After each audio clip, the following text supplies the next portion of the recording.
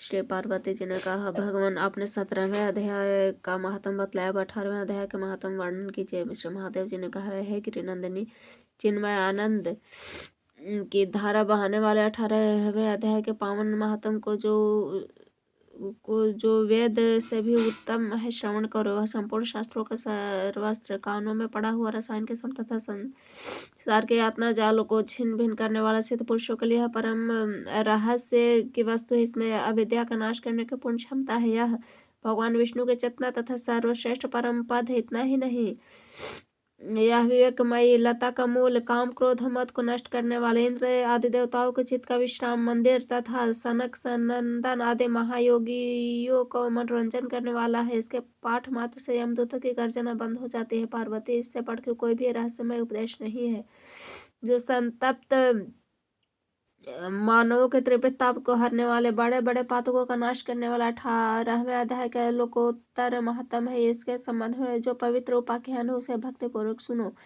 उसके श्रवण मात्र से जीव समस्त पापों से मुक्त हो जाता है।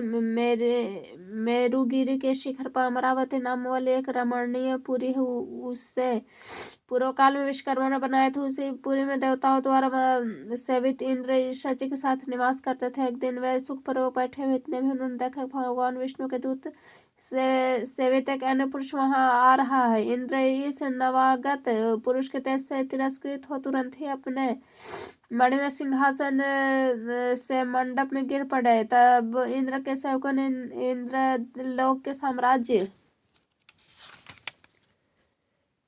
का मुकुट इस नूतन इंद्र के मस्तक पर रख दिया। फिर तो दिव्य गीता गाते हुए देवांगनाएं के साथ सब देवता उनकी आरती करने लगे।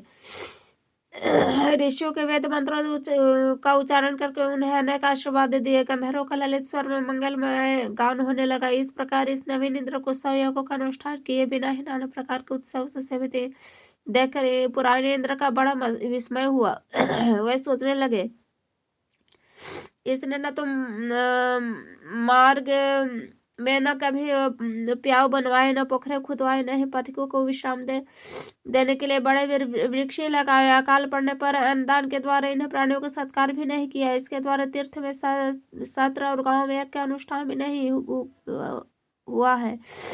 फिर इसने यहाँ भाग की दी हुई सारी वस्तुएं कैसे प्राप्त हुई? इस चिंता से व्याकुल इंद्र भगवान विष्णु को पूछने के लिए प्रेम पूर्वक शीर्षाकर तड़पड़ गए और वहां अकस्मात अपने साम्राज्य से भ्रष्ट होने का दुख निवेदन करते हुए बोले, लक्ष्मीकांत, मैं पूर्व काल में अपने प्रसन्नता के लिए 100 यज्ञ का अनुष्ठान किया था। उसी के पुण्य से मुझे इंद्रपद की प्राप्ति हुई थी, परंतु इस समय वह स्वर्ग में कोई दूसरा इंद्र अधिकार समाये बैठा है। उसने न तो कभी धर्म का अनुष्ठान किया और न ही यज्ञ का। फिर उसने मेरे दिव्य सिंहासन पर कैसे अधिकार जमाया? इसलिए भगवान बोले, इंद्र वह गीता के 18वें अध्याय में से 5 श्लोकों का प्रतिदिन पाठ करता है। उसी के पुण्य से उसने तुम्हारे उत्तम साम्राज्य को प्राप्त किया है। गीता के 18वें अध्याय के महात्म से पुण्य को शिरोमणि है। उसी का आश्रय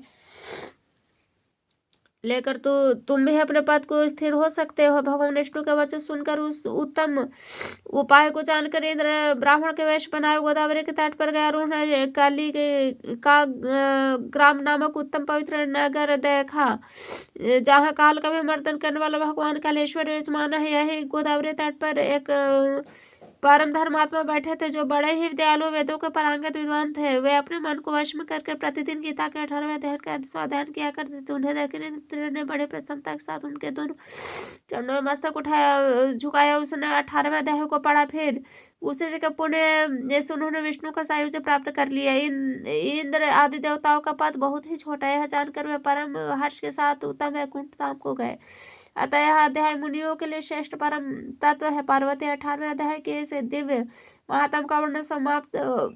इसके श्रवण मात्र से मनुष्य सब पापों से छुटकारा पा जाता है। इस प्रकार संपूर्ण गीता का पापनाश का महात्म बतलाया गया। महाभागे जो पुरुष श्रद्धा युक्त होकर इसका श्रवण करते हो, समस्त यज्ञों का फल पाकर अंत में विष्णु का सायुज्य प्राप्त कर लेता है। अर्जुन बोल बोले हैं महाभाव है अंतर्यामी है वासुदेव में संन्यास त्याग के तत्व को पृथक पृथक जानना चाहते हो। श्री भगवान बोले कितने ही पंडित जन काम कर्मों के त्याग को संन्यास कहते थे, दूसरे विचार कुशल पुरुष सब कर्मों के फल का त्याग को त्याग कहते हैं। कुछ एक विद्वान ऐसा कहता है कि कर्म मात्र दोष युक्त है इसलिए त्यागने के योग्य है, दूसरे विद्वान यह कहते हैं कि यह दान और तप रूप कर्म त्याग करने योग्य नहीं है पुरुष श्रेष्ठ अर्जुन, संन्यास और त्याग से दोनों में से पहले त्याग के विषय में तू मेरा निश्चय सुन, क्योंकि त्याग सात्विक राजस और तामस भेद से 3 प्रकार कहा गया है। दान यज्ञ दान और तप रूप कर्म त्याग करने योग्य नहीं है, बल्कि यह तो अवश्य कर्तव्य है, क्योंकि यज्ञ दान और तप ये तीनों ही कर्म बुद्धिमान पुरुषों को पवित्र करने वाले हैं। इसलिए है पार्थ यज्ञ दान और तप पूर्व कर्मों को तथा और भी संपूर्ण कर्तव्य कर्मों को आसक्ति का फल त्याग करके अवश्य करना चाहिए। मेरा निश्चय किया हुआ उत्तम मत है, परंतु नियत कर्म का स्वरूप से त्याग उचित नहीं है, इसलिए मोह के कारण जिसका त्याग कर देना तामस कहा गया है। जो कुछ कर्म है वह सब दुख रूप है, ऐसा समझकर यदि कोई शारीरिक क्लेश के भय से कर्तव्य कर्म का त्याग करते तो वह ऐसा राजस त्याग है, त्याग के फल को किसी भी प्रकार में नहीं पाता।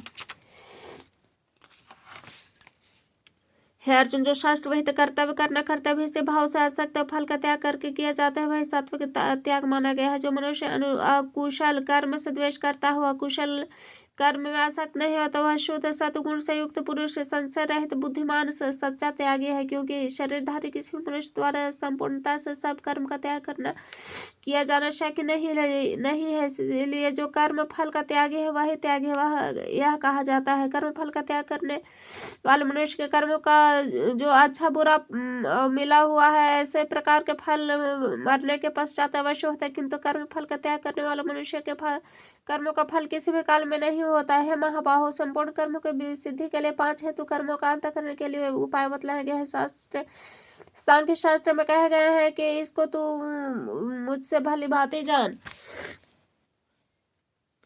इसलिए विषय में अर्थात कर्मों की सिद्धि में अधिष्ठान करता तथा भिन्न भिन्न प्रकार के कारणों का और नाना प्रकार के अलग चेष्टाएं और वैसे ही 5वां हेतु दैव्य है।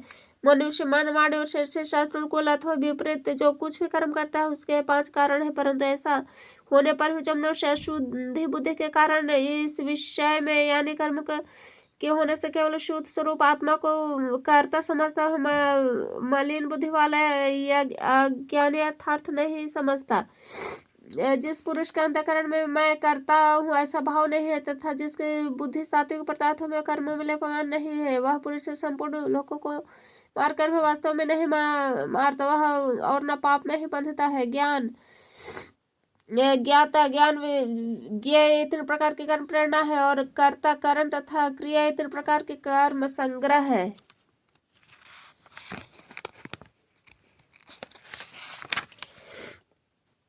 गुणों की संख्या में करने वाला शास्त्र में ज्ञान और कर्म तथा कर्ता गुणों में भेद तथा 3 प्रकार के ही कहे गए हैं, उनको ही तू मुझसे भले बातें सुन। जिस ज्ञान से मनुष्य पृथक पृथक सब भूतों में एक अविनाशी परमात्मा भाव से भी कभी विभाग रहित संभाव से इस तरह देखता है उस ज्ञान को तू सात्विक जान। किंतु जो ज्ञान अज्ञान जिस प्रकार के द्वारा मनुष्य संपूर्ण भूतों में भिन्न भिन्न प्रकार के नाना भाव को अलग अलग जानता है उसको ज्ञान तो राजस्थान, परंतु जो ज्ञान एवं काम रूप शरीर में संपूर्ण के सदृश आसक्त तथा जो बिना युक्ति वाला सात्विक अर्थ से रहित और तुच्छ है वह तामस कहा गया। जो कर्म शास्त्र विधि से नियत किया हुआ है कर्तापन के अभिमान से रहित तथा का फल न चाहने वाले पुरुष द्वारा बिना राग द्वेष के किया गया हुआ सात्विक कहा जाता है।